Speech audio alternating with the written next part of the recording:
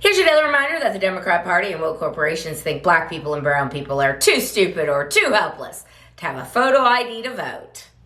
Hello once again, all my fellow patriots and you filthy leftist stalkers out there. Welcome back to my channel. My name is Angela Box. You're watching Angela's Soapbox, where I always say what you were thinking. If you're not subscribed to the channel, please consider hitting that subscribe button, liking, rumbling this video, commenting on this video, and of course, sharing this video, especially with your filthy leftist friends, because they truly hate my guts. And for me, that's a badge of honor. Okay, there's a very interesting trend right now going on social media, and it's called #Black Fatigue. Let's talk about it, shall we? Because it's not what ChatGPT wants you to think it is. Okay. Oh, it's nice and cold. Okay. This Shiloh Hendricks case continues to gain steam. I don't know what the numbers are right now, but I'm pretty sure her GoFundMe or Give, Send, Go has now surpassed the little thug Carmelo Anthony's. You know, the kid that stabbed Austin Metcalf in the heart because he was told to move, like zero emotional regulation. And then listening to his shrieking mother at the press conference, you're like, well, okay. We see how that went.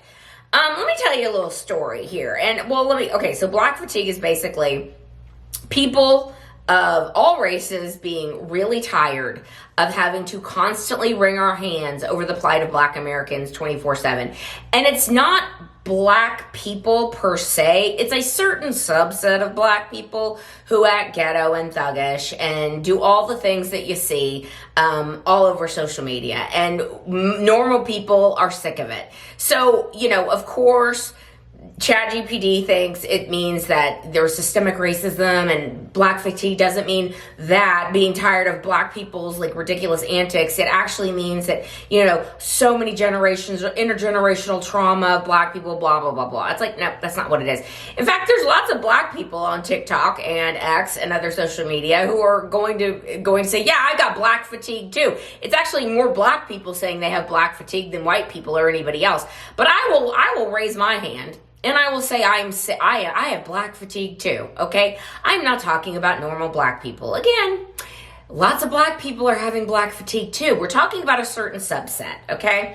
The ones that, when I was a teacher in a very, very tough school, I called it Thunderdome. It was very ghetto. I had parents, for example, class would start, and there was one or two kids every day. Their mama would bring them in. Mama had a bonnet on and her slippers and her pajamas, dragging a kid in like 30 to 45 minutes late every single day. And I would bring this up, and I would invariably be, you know, told I'm not being sensitive or told I don't understand or what, excuse.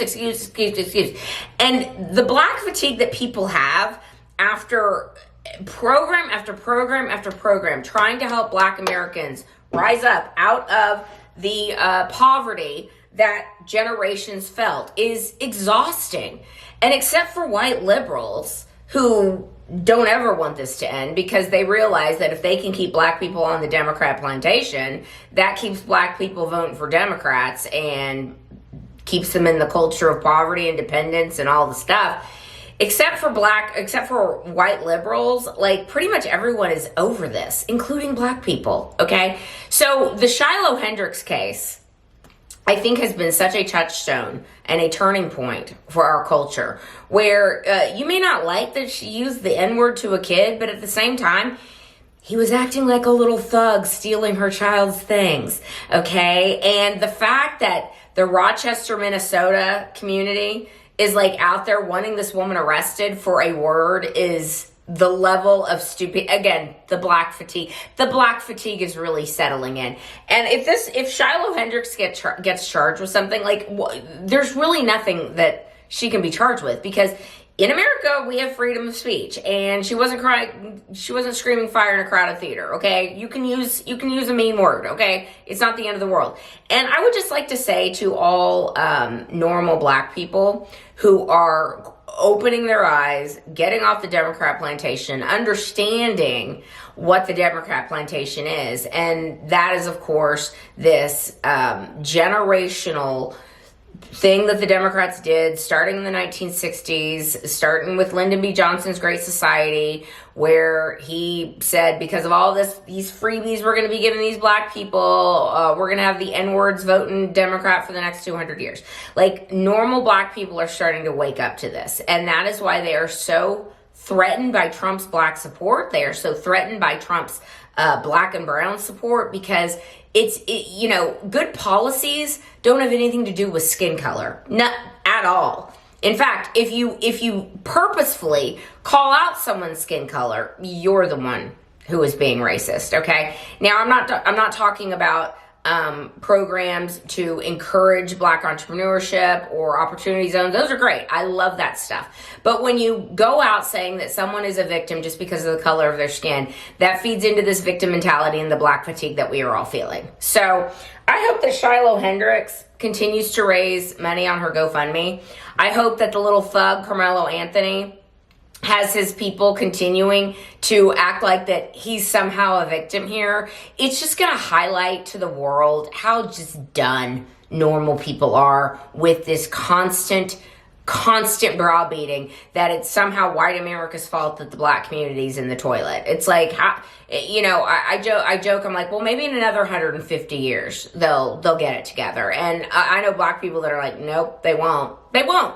Unless you escape the victim mentality, you will always be in the victim mentality, which is exactly where the Democrat Party wants black people. 100%. Dawn to dusk, that is what the Democrat Party wants.